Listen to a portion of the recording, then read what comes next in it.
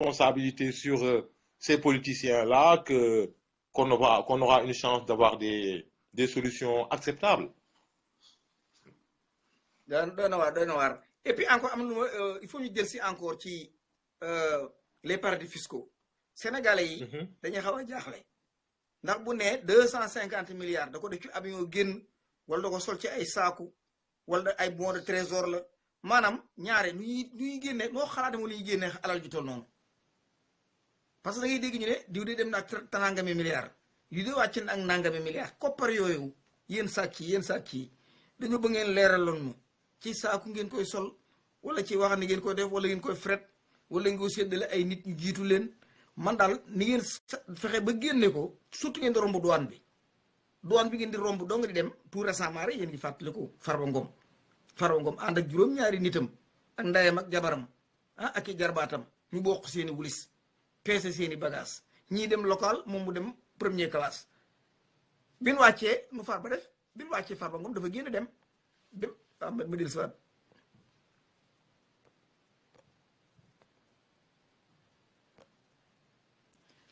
voilà mel na mi ngi yeewaat de maanaam ni duñ doomu aadama daal moom it boo mën ngaa dellu si da ngaa daggoon rek. waaw ma ci doon xajal dara ci espace bi di ko. waaw yaa ngi may dégg. allez si waaw. waaw donc ni ñu mën a jàppale Sonko jàppale suñu bopp daal mooy ñu am conscience ne que changement bi ñu bëgg dina am ay résistance à ce changement là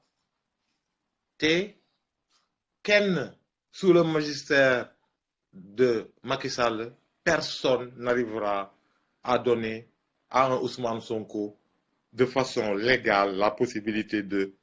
nous faire essayer ces ébauches de solutions. Donc am na lu manqué xam nga wóolu Sonko mënoon na doy si on était dans un process qui est visible, qui est sous contrôle. Mais le processus électoral n'étant pas sous contrôle, imaginez un Sonko qui puisse gagner ces élections-là, c'est être d'une grande naïveté, quoi, en vérité. xam nga doguma la tu peux avoir un menu man nga am menu boo xam ne ku jàng menu bi yuuxu togg gi moo am solo togg gi ba nga mën ko yàq nit ñi mën ko bokk lekk tu peux suivre un menu mais produit bi ki tu peux fausser mën nga ko fausser ba tax le problème du Sénégal ce n'est pas un problème individuel c'est un problème commun il faudrait que tous les Sénégalais ànd ci ginnaaw quelqu'un pour ñu mën a àndandoo bañandoo lankandoo lenn parce que Macky Sall du dellu ginnaaw de Macky bakkanam bii la ci teg te comme jaral na ko bakkanam nun aussi war na jaral suñu bakkan yaakaar jënd nit nag jiital ko topp ko def na ko ci Abdou Diouf def ko ci Wade def ko ci Macky Sall def ko fu ne ànd ak Sonko ak ku mën a ànd ak Sonko ku mën a àndal ku ne boo dem ca Sonko yóbbaaleel kuuru roof def ko ci sa saak parce que il nous faut cette révolte de sang laay wax kat ndax pour deret dagan na de xare Badar dafa am yonent bi futti mbubam teg suuf yëpp ngàbbu kuur ngàbbu xepp kon le Sénégal nous appartient c'est un Sénégal qui appartient à tous les Sénégalais donc tous les Sénégalais doivent prendre la responsabilité ngeen bañ di wéeru ci ay mbind ak liber dong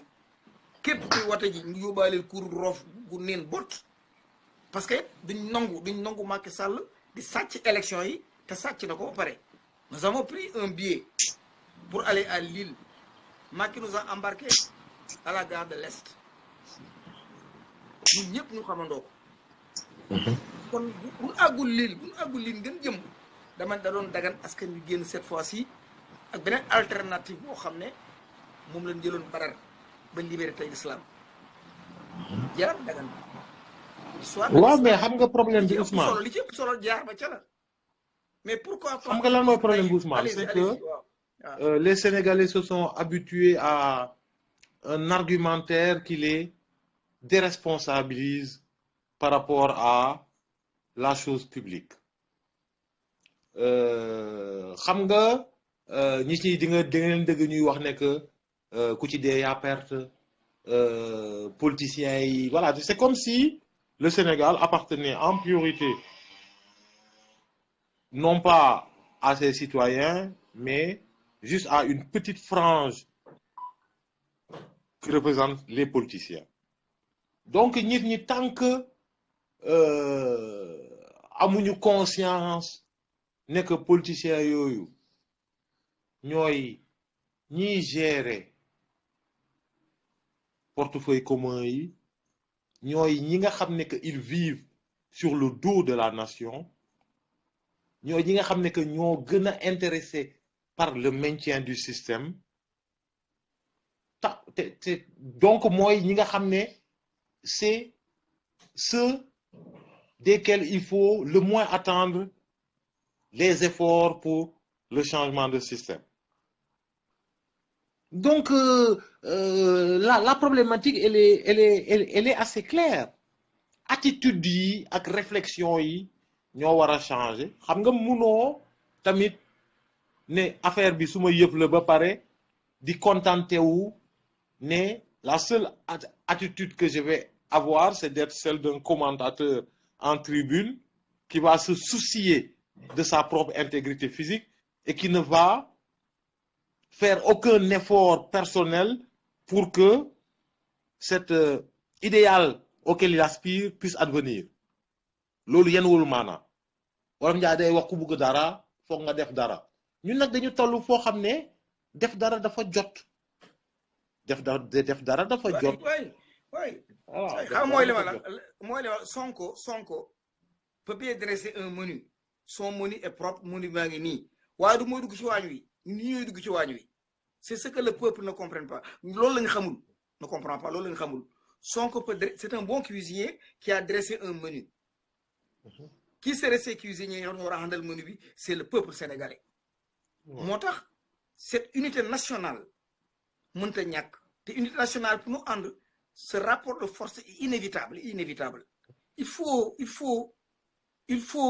une révolution. Et cette révolte, demande Montagnac, demande. Ousmane Dramé, xam nga Sénégal nekkul le premier pays au monde qui est sous une forme de dictature. Xam nga lan lañu histoire nit yi di jàngal. Amul benn peuple boo xam ne nekk nga à un temps donné sous la dictature et que ça ne t'ait pas poussé à franchir des barrières te faisant adopter de nouvelles postures citoyennes. Tant que une force ne s'oppose pas à Macky Sall, dans sa tête, il n'y aura aucune raison pour qu'il ne pousse pas plus loin dans l'imposition. Et tu vois, il y a eu la sortie d'un lieutenant de police dernièrement sur une des chaînes où il menaçait les gens de l'opposition par des propos même pas voilés, ne dañuy dal sen kaw su dee nit ñi dañu bëgg a yëngal dëkk bi. Mais ça c'est un message on ne peut plus. Oui, mais c'est un message on ne peut plus explicite. C'est un message on ne peut plus explicite d'une coalition. Mais parce que quand je parle d'oligarchie administrative, il est bien évident que les forces de défense, de même que la police, l'armée, la gendarmerie nationale, sont concernés parce que leur élite est corrompue au même titre, participe à ce tonton-là. Il n'est pas rare de voir des grands cadres de l'armée à qui des terrains ont été attribués indûment. Donc, dañu war a xam ne que depuis les indépendances, il y a eu tout un petit pan du pays, du peuple, constitué par ces élites de tout type qui ont pris la sale habitude de prospérer contre les intérêts collectifs. On ne peut attendre quelque chose en termes de sauvegarde de la posture de la police nationale parce qu'elle est affiliée à ce régime-là et que ses cadres sont dans cette approche-là.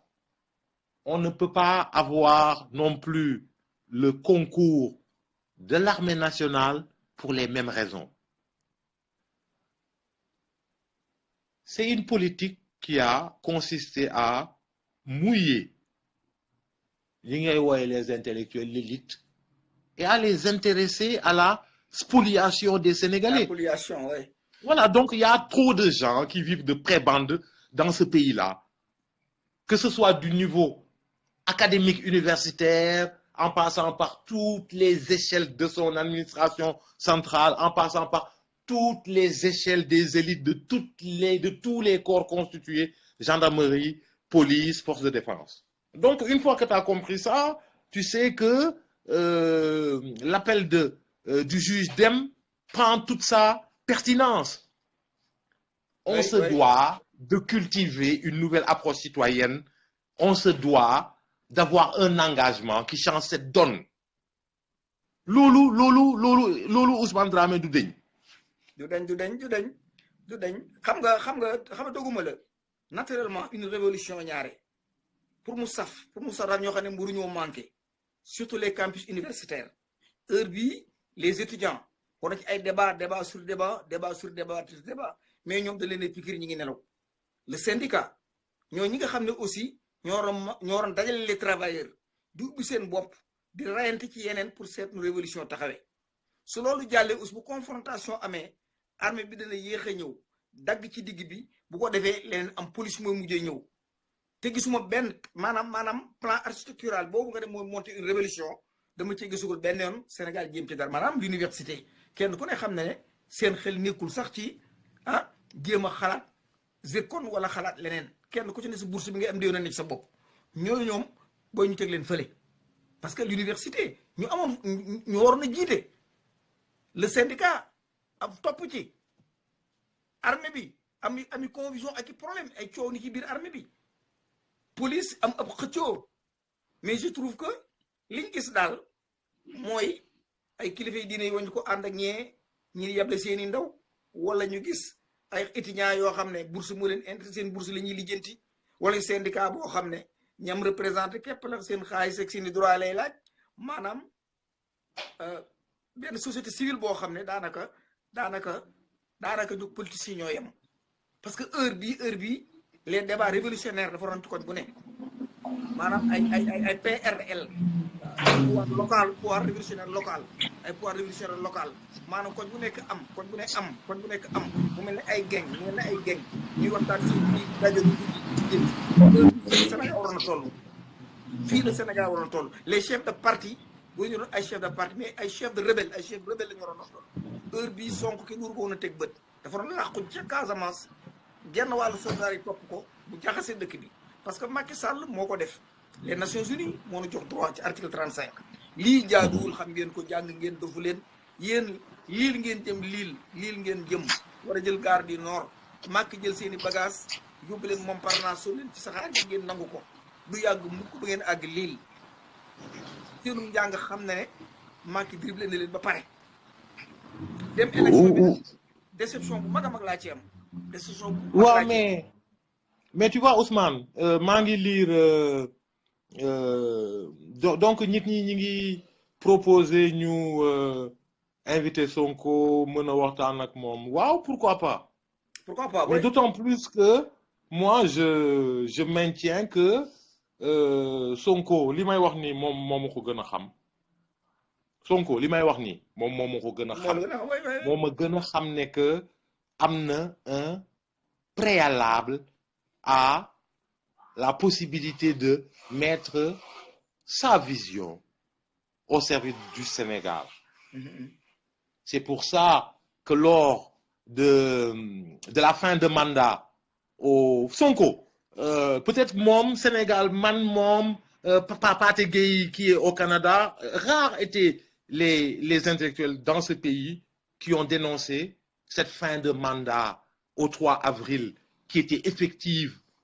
parce que il était clair que dans le nouveau texte constitutionnel qui était proposé, il n'y avait rien qui puisse donner à préciser que le mandat en cours de 7 ans était impacté par les changements proposés. Sonko en avait parlé, mais quand il s'est rendu compte que les Sénégalais n'étaient pas prêts à s'engager sur la défense de ce point précis, par refus justement de ce rapport de force-là, mais Sonko, il y a une constante dans ses propos. Il y a une constante dans ses propos. Il y a une constante dans ses propos qui consiste à expliquer que, de toute façon, rapport de force, c'est un caractère obligé. Sonko s'est adapté en vérité à la posture des Sénégalais. Il n'est pas naïf, il sait très bien qu'en l'occurrence là, il n'y a aucune possibilité pour lui de... Voilà, quel est le discours de Pastef? Le discours de Pastef, je le fais remarquer à tout le monde, est axé sur la massification.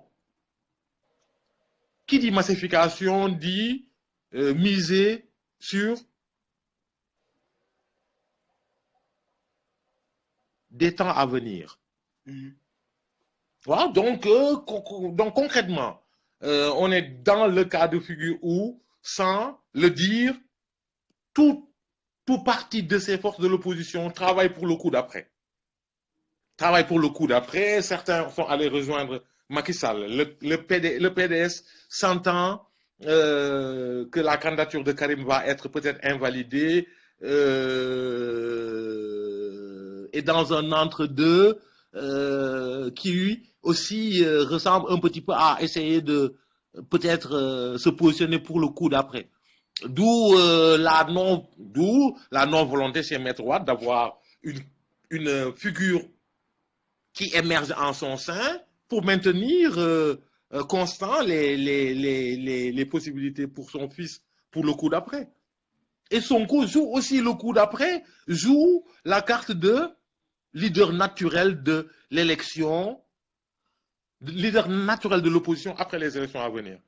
Voilà, parce que il ne parle pas de voilà ces solutions, il ne nous donne pas, il ne parle pas d'urgence. Qui nous parle d'urgence? Personne. Personne ne nous parle d'urgence. Il n'y a pas d'urgence dans la gestion, voilà, quand tu regardes les politiciens, tu as l'impression qu'il n'y a pas d'urgence pour ce qui concerne la gouvernance de nos matières premières. Il n'y a pas d'urgence pour ce qui concerne la façon dont le clan Timbo Faye s'est arrogé un petit peu tous les leviers dans ce pays. Donc, tout le monde, visiblement, donne l'impression d'avoir du temps, alors que les Sénégalais sont dans une sorte d'effervescence qui leur fait espérer qu'il y a une alternative possible, alors que non, sont délai du recul avec lucidité. Il y a tout un pan de ce constituant-là qui est prêt à avaliser le vol qui est en cours. Voilà, et donc, xam nga culture du statu quo bi loo xam ne la que dafa am doole dans la tête des Sénégalais. soo waxee ñu ne la bul taal dëkk bi mais si on veut avoir une chance de circonscrire la nocivité de ces prédateurs qu'il y a à la tête de ce pays, c'est là qu'il faut le faire. Mais parce que le temps joue contre nous. doguma la te yàlla tere bu rapport de force amoon li ciy wàññi ko su néew dama li bu màkk jëlaat lii dee ëpp ñii dañu leen posene ñii dee nga am duñu am liggéey maanaam li ciy dee mooy ëpp fukki junni yoon ak juróom askan tax laa ñu di sa bopp dama ne comme ndox mi Balla Moussa ay def na développé na ndox mi mais du mooy jël pik ak peel di defar ndox mi développé na science Ousmane Dramé mais du ko defar Sonko aussi a écrit un livre pour expliquer les solutions du Sénégal. Mais c'est un excellent menu. C'est un menu. Mais qui seraient ces cuisiniers? C'est le peuple. C'est le peuple. Nous n'avons pas de menu bi. Moi, je suis nous xol di bind di togg bam ñor. Ouais, c'est pas à lui de présenter cette menu. Faut que sol tenue cuisinier dem ci wañu du togal kenn. C'est comme le cas de Moussa a expliqué. les inondations mais c'est pas lui moo jël ay pelle di tibb dama il faut askan wi jóg prendre ses responsabilités. bu ngeen yaakaare ne ab livre dana tax Sénégal soppiku ndax nañ suñu bopp. waaw nun ñii nooy ki war a taal cin li ñoo def mën Sonko jaanam wàcc na booy man ko gàcce ngaalama le menu est là ku xool gi sa bopp ku jàng excité wu bëgg ji waaye la koy togg nag ka koy togg mooy le peuple sénégalais et pour ce peuple sénégalais jóg togg ko dama ne il faudrait une révolution il faudrait une révolte jàmm rek laa bëgg jàmm képp laa bëgg réew mi yaakaaroon ne Ablaye dana dajalewaat xale yi yaakaaroon naa ko bam ne dootuma bokk élection yu Macky Sall organisé raxas naa sama loxo ñëpp pro PDS lañ ma doon wooye ñëpp rek Ousmane Dramé dana PDS lañ ma doon wax ñëpp mais booba li ma doon séenu rek Wade xale yëpp ko bëgg Wade bu taxawoon rek futti mbuum weex tàll ak bi jaaw futti mbuum mi teg laaj kuuru Sénégal gépp génn ci mbedd mi Wade bu taxawoon sànd ga futti mbuum jël ci suuf la génn kuuru yuuxu Sénégal gépp génn loolu laa doon séenu ci moom waaye Karim day bokk par force yooyu moom a déception boobu moom laa am ba comme yii nag mënuñu bañ a dugg ci saxaar gi. waaw mais loolu Ousmane Dramé xam nga loolu waruñu woon bett en vérité parce que ku rappelé wu dernière année wu gouvernance Wade donc on a eu la montée en puissance de Karim Wade qui avait je crois jusqu'à 6 ministères peut-être. Et on avait son père qui a poussé le bon goût jusqu'à expliquer que son fils était sûrement l'individu le plus intelligent de ce pays, le mieux formé. Bon, on parle d'un agent bancaire qui était un commis à Londres. Donc, voilà, loolu yëpp Sénégalais yi di ko seetaan, mais non seulement di ko seetaan, mais il y a des gens aujourd'hui, du fait des milliards que Karim Wade a pu avoir mis de côté, sont prêts à rouler pour. Et gis nga Ousmane amul une image aussi peu républicaine que de voir un fils prétendre à la succession directe de son père. Les partis politiques, ils ne sont pas censés être la propriété d'individus. Loolu dafa war a changer quoi. Loolu dafa war a changer. Un parti, c'est une vision, c'est des idéaux portés par des individus et ce n'est la propriété de qui que ce soit. Voilà, donc de la même façon que les Sénégalais sont convaincus que mais ci dëgg dafa dagg mais nag mën ngaa dikkaat duñ toqi buñ taayul duñ toqi nun dama ne ngir yàlla ak yonent bi kenn ku ci nekk am na loo teg bët nga ne boo ko bu ca yoone awee rek Sénégal tekki ñun ñëpp xam nañ ko yàlla dogal am njir responsabilité ne ñoom mën nañ lañ bind teg ko ci loxo muy téere boo xam ne biñ ko xoolee ab virgule amu ci erreur téere boobu nag dama ne du Sonko mooy taal cin yor kuddu ci waar di wëlbati jaanam wàcc na il a fait le menu il a dessiné le menu des na au peuple sénégalais de prendre la responsabilité ñoom pour cuisiner pour askan wi mën a bokk tedd kan bokk yeewu ngir yàlla Macky Sall liil ngeen jëm liil ngir yàlla liil mooy dans le nord liil ngeen jëm mu duggale ci saxaar gu jëm départ jëm gare de l'Est yéen ñëpp ngeen xam ne saxaar ngeen dugg du moom te allez-y sëñ Ousmane xam nga fu mu nekk nii y a Paul Biya au Cameroun qui essaye d'avoir un énième mandat.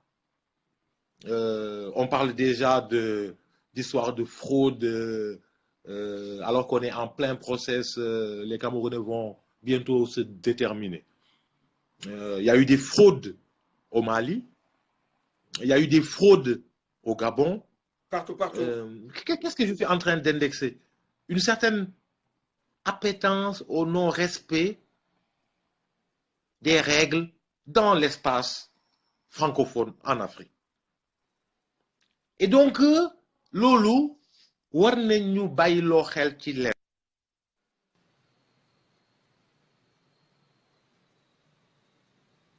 boo xam nga kan bokk waxtaanaat ngir yàlla ak yonent bi kan ànd booloo xare dafa dagan yéen ñëpp wumpaliwu leen ne badar amoon na te badar tàngoon na loolu wumpaliwu leen ko te it nuy askan woo xam ne ci jàmm képp lañ xaj ci lañ war a ne nu seetlu ne ba amee indépendance ba heure bii malgré suñu doom jàngi woon nañ ba dikk sërite bi ñu indi daal dara la ñu indi laana li man daal mooy Sénégal soxla ay peel ñu def commande bi France te liñ ci gën a jommal ñoo France yi ñoo doon jàngandoo bokki professeur ak lépp ñun daal xawma fu ñu jëm xamatuñ ko te kat nous avons le droit de vivre te kat am na ay génération yoo xam ne ñi ngi dikk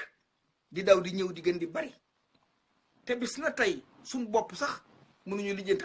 ab añ mënuñu ko lijjanti suñu bopp muy tiis woo xam ne dama ne foog ñu di ko waxtaane Macky Sall daal bu fekkee ne moo tracé aw yoon ñun ñëpp ñu di fekk su ko fi te amul droit def ko danoo bokk jubadi ñun ñëpp ngeen baal ma jubadi mënta passé mu wóor ne xar mi dañ koo sàcc mu leer nañ dañ koo sàcc bëgg lu noppal tax nga jënd ko wala bëgg lu yomb tax nga jënd ko yaag sàcc beeyam kan bokk jub am fulla boot ci ginnaaw kenn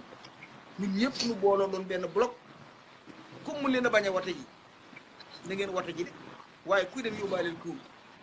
su kuur mu bu ko bàyyi ginnaaw mu ngi nag alternative boo xam ne dafa de Macky Sall bu jëlaatee réew mi torox nañ doxal Mohamed. mais Ousmane bind naa plusieurs fois di wax ne que suñu foogee nekk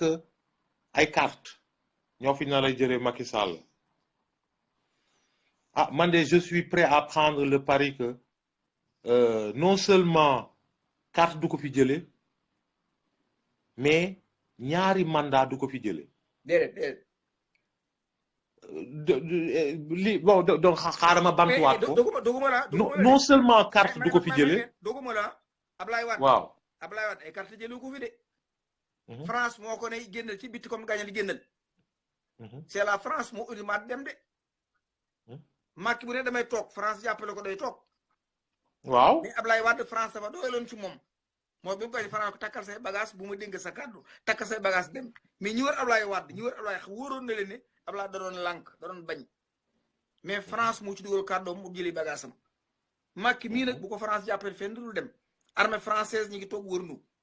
alkaati yi nga xam ne yàlla dogal na seen yuur yi am ngooña ci ne am ngooñ policiers yooyu pare ak seen i char de combat taxaw nar a jeexal askan wi armée bi ñoom bu ngeen leen seenoo torox ngeen seen armée française l'armée sénégalaise l'armée française du Sénégal doxal ñu dem.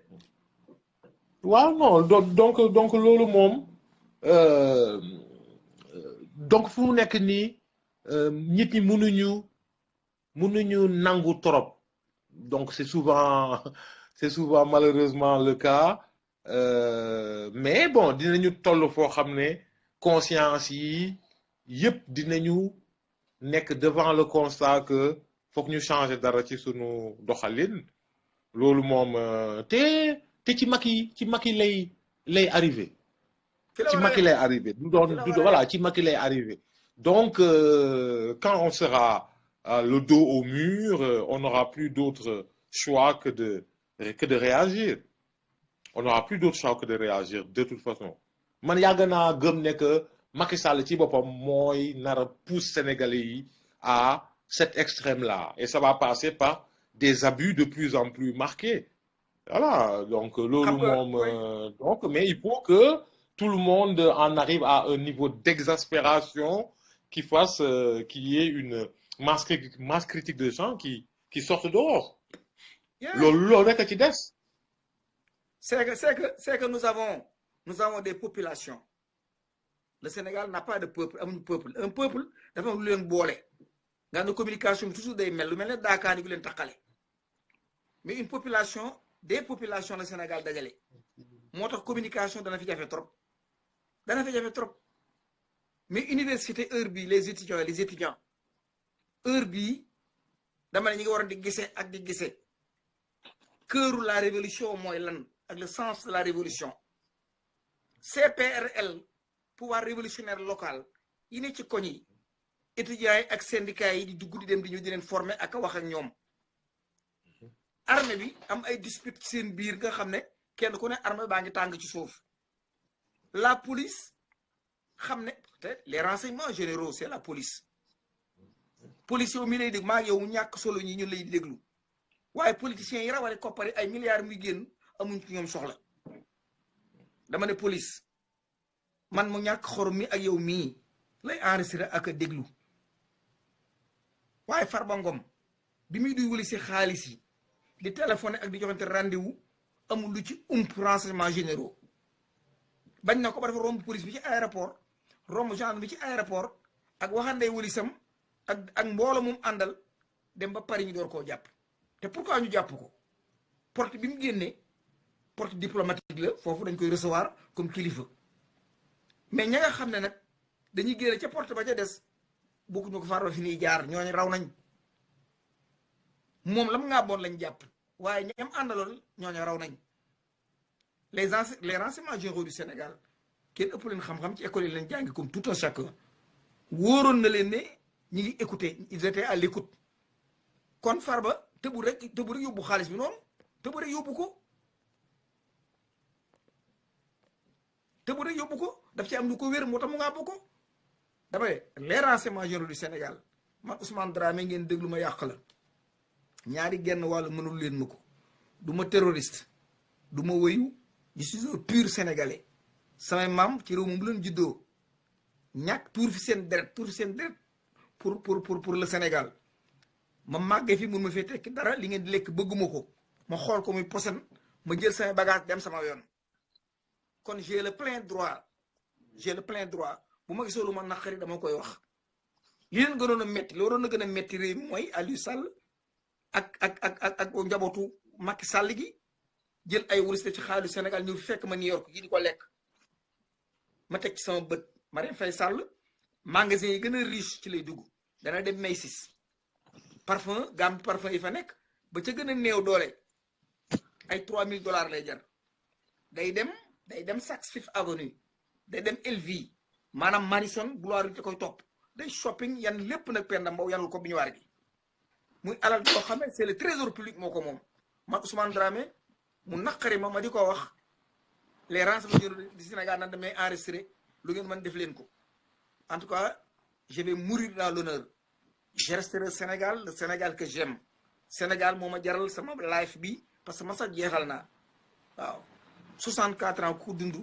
doyutoo dara ci àdduna lii may wax lépp nag les futures générations képp tax may xeex ak xale yi nga xam ne ñoo moom réew mi mag ñi confisqué ko nangu ko 82% de la jeunesse ay xale yu ndaw war a màgg moom fi lépp ngeen bàyyi doo Macky Sall yi xaalis yi génn nag moom réew mi trésor public bi di torox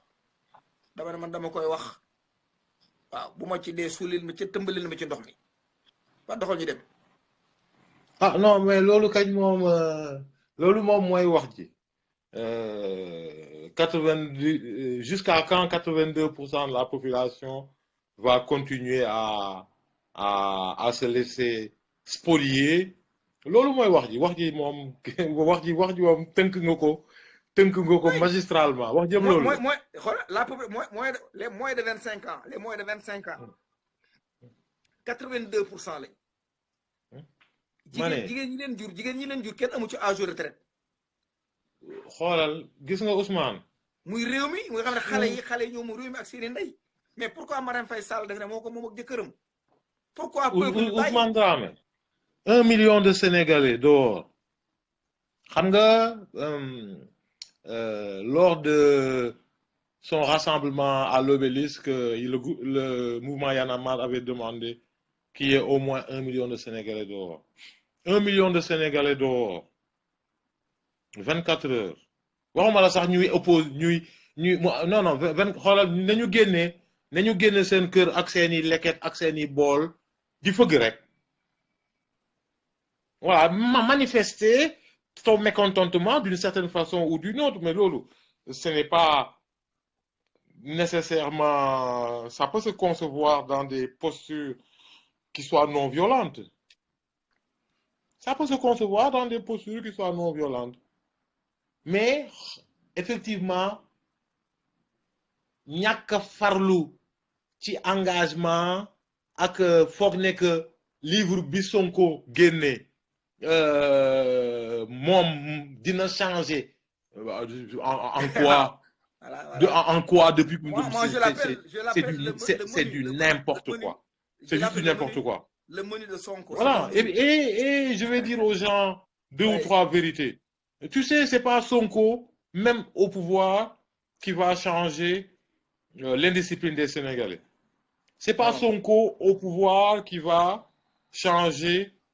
le niveau de corruption qui est endémique dans cette société. C'est pas Sonko au pouvoir qui va rebooster les valeurs de société. Et bien donc, dañu war a xam ne que le changement qu'on désire, il va impliquer des changements individuels en vérité. Tant que changer wuñ dara ci sunu bopp, sunu borom du dugal loxoom pour changer dara ci sunu biir.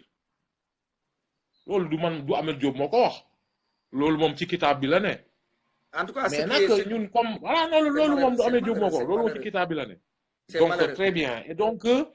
en croire que l'analyse de Sonko et ses propositions de solutions suffisent à elles seules à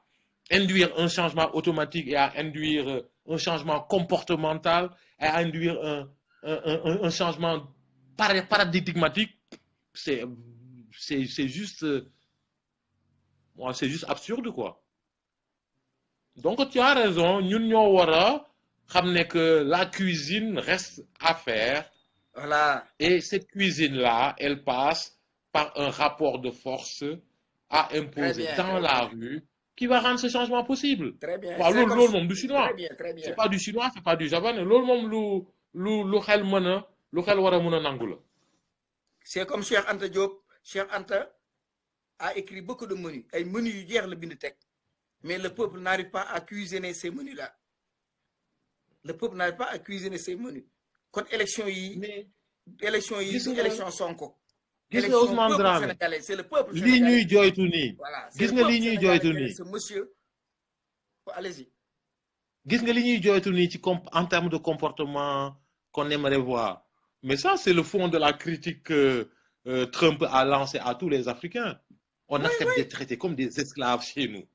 On accepte d'être traités pire que des esclaves chez nous. Donc, voilà, il faut qu'on ait le cran d'afficher une certaine dignité, une volonté de... Voilà, qui montre qu'on mérite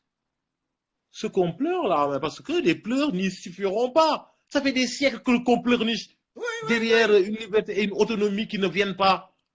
Donc, il y a bien des choses qui doivent être changées. Xam nga barki démb temps yële bi ma demee Columbia Université sama benn boy moo fa doon gradué bon ay professeur laaj ma ne ma waaw Trump xanaa mere ngeen ko Afrique de ma ne ko mere wuñ ko de Trump mooy suñu xarit mu ne what ñoom ñëpp tiimalu yuuxu lan la ma ne ko ñun dañ doon nelaw Trump moom dóor ci xottu taat ñu jóg taxaw seetlu naa bi Obama nekkee président de la République réew moo dem Afrique rek Américain am na fa base militaire mais Trump xam na ne base yi samp nañ ko ba pare léegi anoon def dañoo dur ci xottu taat ñu jóg diju fii mu ne africain yëpp maintenant ils ont conscient que buñ jógul seen bopp torox nañ africain yëpp ko xam te c'est pas Trump qui va recevoir ces présidents là pour les photos déedéet ku fa dikk dalay dàq nga dem loolu képp ñu suñ intérêt la amul benn président bu jógee Afrique ñu fi ne da ngay wayan boo taalalee bant Trump wax la lu bon nga able kon li Trump li mu wax lu am solo la the shitty nation wax na dëgg duñ dara ndax ba amee indépendance ba nëgë ni mën ñoo fexe ba añal suñu bopp kooku président bu taxaw wax nu ko danañu yeewu xulli suñuy bët mais Trump n'a fait que encourager le peuple africain malgré lennam safuma da nga tëdd di nelaw nag sab réveil fàtte sonné wul wala mu yeex a sonné ab xaj mbow nga jóg di ju Trump dafa mbaw ñu ne bëri di ju fi mu ne africain bu nekk tu es conscient que boo jugul sa bopp torox nga Trump daf noonu pëkk njóg di ju nekkul ne limi ah mosuma ànd ak moom ànd moom ci lenn am na fu ma kontaan daal Trump daal moo nu fekk ni nelaw mu ne dóor leen jóg leen di ju seen dëkk tàkk na jóg leen ñun ñëpp lu fexandoo ba tax na fi mu ne léegi tous les africains kenn ku ci nekk yaa ngi am conscience ci sa bopp yaa ngi jéem a xalaat foo xam ne boo fa jaaree da nga dem noonu war a am fulla ndax américains yi li ñuy consommé ci uranium presque li ci ëpp Afrique lay jógee seen weñ gi Afrique lay jógee seen bauxite bi Afrique lay jógee seen lépp Afrique lay jógee Atlantique Ocean dañ ko soxla lu bëree bëri ci doon ko donc le premier partenaire des États-Unis est l'Afrique kon nag ñoo war a am fulla jàkkaarloo ak Trump waxtaan ak moom jaayante ak moom pour mën a moom suñu bopp wala ñu moom suñu réew mais Trump moom li mu def moom jóg leen kër gaa ngi tàkk la wax du moom nag moo indi ay saako ceeb dañ ko jox nun noo war a dundal suñu bopp kenn waruñoo jox ñu lekk du suñu bopp donc it's time to stand up to join to be together ñu àndandoo une dernière fois xam ne la défense est noble yonent bi sallallahu alayhi wa sallam dafa défendre boppam à Badar ay xare li défendre boppam kon ñun ay nit yi ordinaire bu ñu lànkee cette défense là dama ne tubaab bi dana bënn ak buum def ko suñu bakkan bii woo ma taat na yeneen ñeen téeméeri at doxal Mohamed boo ñëwee. waaw ok donc. mën ngaa clôturer waaw donc voilà donc je vais clôturer en demandant à mes compatriotes sénégalais et puis à tous les sympathisants de Pastef en l'occurrence d'aller au-delà de la simple posture d'accompagnement qui là ne suffira pas. Donc là ne suffira pas donc il faut que ñëpp nangu nekk solution yi moom dafa am préalable donc solution yi dafay jàll par le départ de Macky Sall et ça ne se fera pas par la voie électorale. Donc loolu moom su amee lu wóor ba leer loolu la ça ne se fera pas par la voie électorale donc suñu buggee nekk en mesure de matérialiser ces solutions là donc il faut que ñu dox préalable débarrasser wu de Macky Sall par toutes les voies qui seront nécessaires et c'est en ne se fixant pas de limite sur les voies et moyens pour stopper cette dictature en place là qu'on va avoir de véritables chances de procéder à cette alternative là. Sinon ce livre là il va rester ce qu'il est, c'est-à-dire un condensé de propositions qui doivent être mises en situation d'applicabilité. Donc tant que loolu préalable boobu teguñu ko lépp lu ñuy def caaxaan la tant que préalable boobu teguñu ko lépp lu ñuy def caaxaan la. waaw kon Mohamed naa la bàyyi. waaw d'accord sëñ Ousmane. am na ba ku bëgg a dugg Moussa Niang ñu dugal ko après ma seet ba am. waaw d'accord. waaw kon d'accord donc je te dis à la semaine prochaine Inch'Allah. Et puis je vais continuer à suivre le live de toute façon. non même gars bi dem na Moussa Niang dem na quoi moom la moo doon demandé pour dugg mais pour nous clôturer rek pour nous dellu clôturer rek kon Mohamed ñu def noonu jaajëf waay jaaraama. waaw jaaraama peace and love ok jërëjëf bon pour nu mën a clôturer rek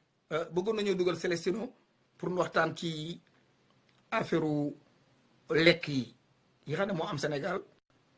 consommation bi quoi ndax seet nañ ne jur gi am na lu ñu leen di jox ay CMV yoo xam ne dafa baaxut ci nit day baax ci dara maanaam Sénégal amoon ay possibilité di consommer bio pourquoi defuñu ko lu tax aussi le port de Dakar kenn dotewu fa benn laboratoire boo xam ne lekk yi nga day dugg ci réew mi ñu xam lekk lu mu doon loolu mu doon lu am solo ci li ñu waroon waxtaan am na jàngoro yoo xam ne mi ngi ci biir réew mi dafa relier ak bagage yoo xam ne dañ ko jëli ci àll bi di ko lekk mu din rey bu méttee métti problème bi am ci gerte gi aussi kenn ku ne xam na ko gerte gi baaxul baykat yaa ngi dee par cancer de foie kooku responsable yoo xam ne ñi mu la pour nga wax ko il faut nu wax ko nu wax ko man boog foog ma wax ko gerte gi li ci nekk dem leen ngeen seeti ko bu ngeen ko gisul ngeen jàpp ma gerte gi am na toxique bu ci nekk boo xam ne baaxul ci foie baykat yaa ngi jeex ngir gerte gi dañ koy boxam di yéey loola ci laa bëggoon waxtaan ak docteur bi mais yàlla dogal na ñëwul xëy na danaa ko am beneen wala xëy na doon na jéem a dugg mënta dugg parce que toujours complication day am mais plus tard danaa ko jéem a contacté waat daal na waxtaan ba ca des mooy il faut ñu am lu ñu nangu ce rapport de force est inévitable xare dagan na dans l'histoire de l'islam xare Badar da ci joué rôle bu am solo la ci joué ba histoire de l'islam mënu ko nettali te tuddoo ci xare Badar bu ñu xool la révolution ce n'est pas toujours révolution day am ay dee déedéet Sékou Touré daan na ko naan ab révolution bu jaaree yoon bakkan du wodd ma ne ko ndax lan mun defar day populaire ndax askan yépp ñooy jóg déggandoo génn kàddu jublandoo ci wenn yoon nee na ku ca dee ku ne dangaa xaru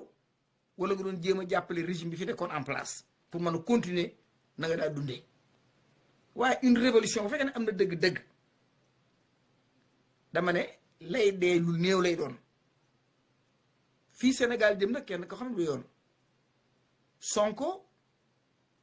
Sonko dama ne lim bind nit mënu ko fee jële il a dessiné un menu boo xam ne da ko awale ci docteur yi ñu xool seet muy menu bu sell boo xam ne c'est consommable mais le menu là c'est le peuple ñoo ne ci waañ wi c'est le peuple cuisinier c'est le peuple ñoo war a seet fu ñuy jaar ndànk-ndànk ba yàq togg gi mais c'est pas à Sonko moo jënd kutu ci waar yëkkati ci li teg di jeexar bi ñuy xaar mu togg buñ sukkandikoo ci loolu dama ne torox nañ ce que Sonko a écrit amul benn te sax ce n'est pas un livre boo xam ne da ngay sukkandiku ci science xam ko déedéet livre la boo xam ne taalib yi ci mbedd mi boo ne ko tekkee la ñu xam li sëñ bi bëgg a wax téere la boo xam ne boo ñëwee ci jigéen ñiy fóot nga sëpp ci balcon waxtaan ak ñoom yaa di koy comprendre téere la boo xam ne maanaam dafa élémentaire ba pare élèves yi doon ñi nga xam ne ñooy dund souffrance yi donc ce qui veut dire que pour faire un sondage dafay yomb trop ce n'est pas si intellect li ngeen xalaat mais c'est élémentaire ba nga xam ne tout un citoyen bu jegee lii bu ko fóonee sax xam li ci ne rien n'est scientifique là daal kon defe naa ne war nañu mën a booloo nag togg cette fois ci nourriture boo xam ne Sénégal mën na ciy dund di ci dund ba les générations futures qui vont venir nous rejoindre dund ci ñoom itam mais nag bu ñu ko bàyyee ci loxo Sonko képp torox nañ te li ma leen wax le rapport de force est inévitable je crois à ce professeur que j'estime beaucoup un gars que j'ai connu en France le professeur Ndiaye Malick Ndiaye kooku jàngandoowul ak xale yi un professeur de renommée en sociologie am niveau public psychologie boo xam ne kenn du ko werante kooku su wañu ko xool miiru 100 mètres bi mu ne miir bi dajji leen ko waa université de Dakar waruñu woon a yeewu te miir bi daanuwul waaye gëmunu dara le professeur Malick Ndiaye bu dee miiru 100 mètres dajji leen ko tout un étudiant bu respecter son doctorat sa thèse marto nga war a gàddu marto fekk la 100 mètres nga waroon def mais malheureusement un peuple travesti un syndicat boo xam ne par parloo un syndicat politique benn société civile boo xam ne ku ne yaakaar sa paja nga yaakaar yu defal la ca nga dem ay guide religieux ak guide de société yoo xam ne kenn ku ci nekk loo am ngay wut bu li ñuy jàmb rek ne sa maama ko liggéey sa maama ko liggéey xanaa ñu sun maam kon ñun doomeeraam la ba sun maam bés sa maam muy nelaw yow ñu war laa bés ngay nelaw te li ngay lekk trésor public lay jóge xanaa du nit ñun maam yi kenn liggéeyu sa maam ba muy liggéey jullit yëpp a tax jullit yëpp a tax mu liggéey te ba muy liggéey garab yi ca lañu bokk mala yi sax ca lañu bokk kon boo bokkee sab këll nag naan sa maama ko liggéey di ñaag di lekk ak ngoro di la ngoree di te am naa yaakaar ne suñu maam topp ñu seeni maam ci erreur de topp ñu leen ci erreur c'est un contrat respecté un digne contrat boo xam ne bu seeni maam dellusiwaatoon tey dana xam ne taalibe yi ñu am fulla la ñu am yitte leen ñun buñ juree tudde leen bu ñuy ngénte bu ngeen fa nekkee kenn tuddoom yéen a koy tudd bu julli jotee ca ginnaaw la ñuy nopp bàyyi ni yéen julli boo amee ab gàtt boo ñëwee suñ kër ñu rey ko teral la ci booy gàmmo ñu yónnee suñ xaalis ba pare jël suñu jigéen ñoom ca waañee togg booy lekk gi yàgg gouvernement bay toog ca taabay lekk ko ñun desee la ñuy jël damay liñ la may bari na boo ñu ko nag na sa maama ko liggéey dañuy naqari kan bokk gore bokk honnête l'argent du trésor public appartient au Sénégalais képp koo ne jël na ci juróomi dërëm jox la ko ne la wóor na li nga lekk riba la alal li silmaxa yaa ngi ci alal xale yi war a jànguñu mi ngi ci puune yi nga xam ne da am nañ ci wàll ñi ngi ci ñu feebar te ci hôpitaux yi ñi ngi ci immigré yi daw ñi ngi ci ak xale yoo xam ne ñi ngi di ko ëllëg war fi fekk réew mi am nañ ci wàll yow ñu tibb ci ay saako jox la nga gàmmoo lépp maanaam sa daara je ay làmp amuñu ko taalibe dañuy taxan di taal pour jàng alxuraan damay kan bokk honnête buñ ko deful daañu torox politiciens yi amuñu pexe depuis 50 yi ñu ngi jéem mënuñoo dem dafa des loma yi jóg immigré yi jóg Sénégal yi jóg père de famille yi jóg xale yëpp jóg pour ñu desee beneen Sénégal boo xam ne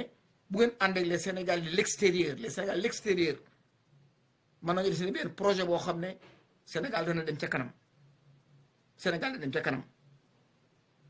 mbir mi loolu la ñuy ñaan jàmm di ko fi yamale li metti foo lamb rek ngay metti maa ngi duuf ci xar mi xajul ci cin gi waaye samedi yi duñ jeex ndax am sonn nañ toqi nañ bëggoon nañoo bàyyi sax ndax daanaka booy xool ñaare ñu bëri naan la wax ji jëru ko waaye foog kenn wax boo gisee sawara di raam jëm ci kër jàmbur boo ko mënta fay yuuxul borom kër ga jóg ci état boobu lañ toll moo tax ñu jóg di wax waaye kun gën a gore ci yéen gisuma ko ci kun gën a jàpp ak njàmboon ci yéen gisuñu ko ci kun gën a maandu ci yéen gisuñu ko ci dafa toll nag y a une responsabilité à remplir et y a des hommes courageux des patriotes yoo xam ne dana jóg pour remplir cette responsabilité Sonko dafa jóg pour remplir la responsabilité moo tax mu jóg bind ab livre mën naa toog jàpp njàmburam Moussa Balla Fofana dégg ngeen ko léegi wax na ba sonn wax na ba toqi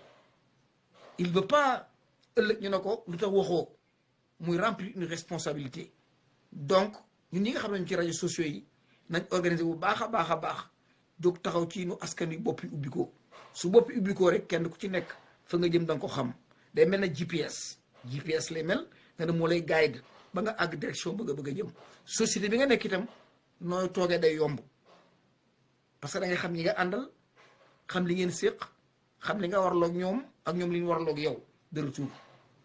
loolu muy rataxal ba tax ñun fas yéene wuñu noppi daal ba askan jóg diyu kon man la Ousmane Dramé bu la réveil des consciences naan peace and love Assane Diouf bàyyi leen ko Assane defut dara bàyyi leen Assane Diouf amu leen kees bàyyi leen jàmbur bàyyi leen Assane Diouf Macky baal Assane Diouf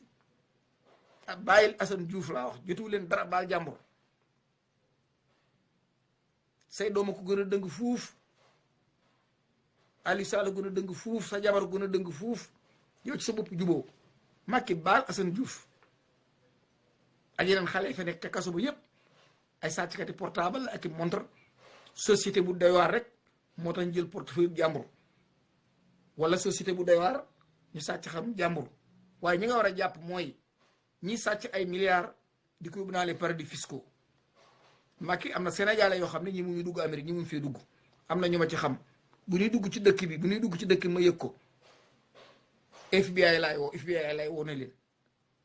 ay alal lañ sàcc indi ko ci dëkk bii denc ko fi américain yi xam ko teg ci seen loxo moo seen tànk du taxaw ci dëkk bii ku ma ci jëkk a gis daje ci dëkk bii man Ousmane Dramé danaa la wone man bu ma ñëwee Sénégal rendi leen ma bu ngeen ko mënee mais je dirais non à l'injustice bi nga xam ne sama askan na koy dund damay lànk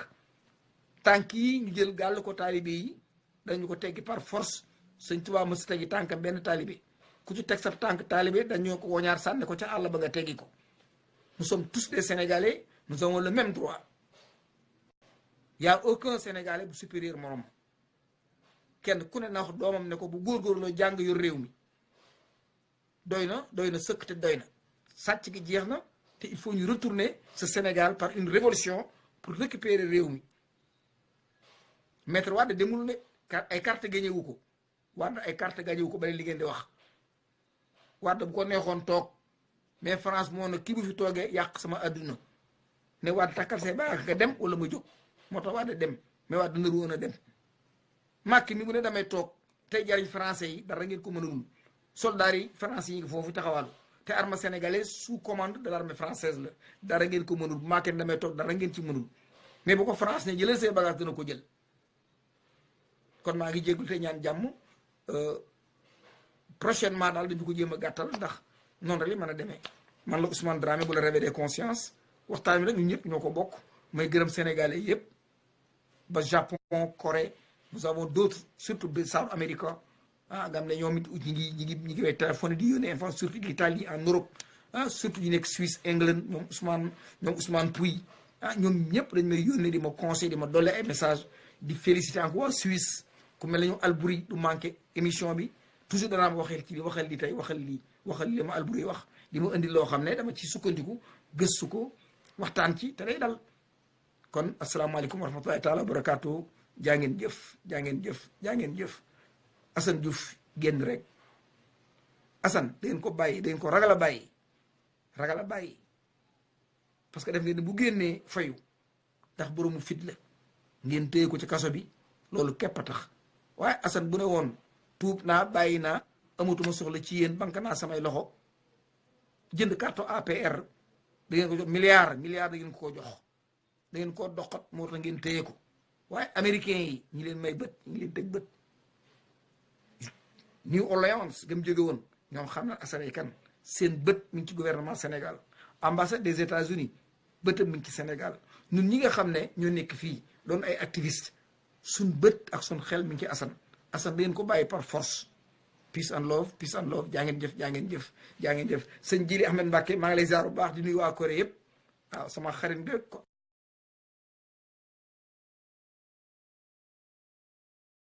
beneen prochainement ma def rendez-vous samedi prochain bu soobee yàlla maag Mohamed Bayla daañu def na ko daa defee bu mu la jot Célestin aussi bu ñu ko mën a jot ko bu ñu ko mën a jot ñu xam ne loolu yàlla dogal peace and love jaa ngeen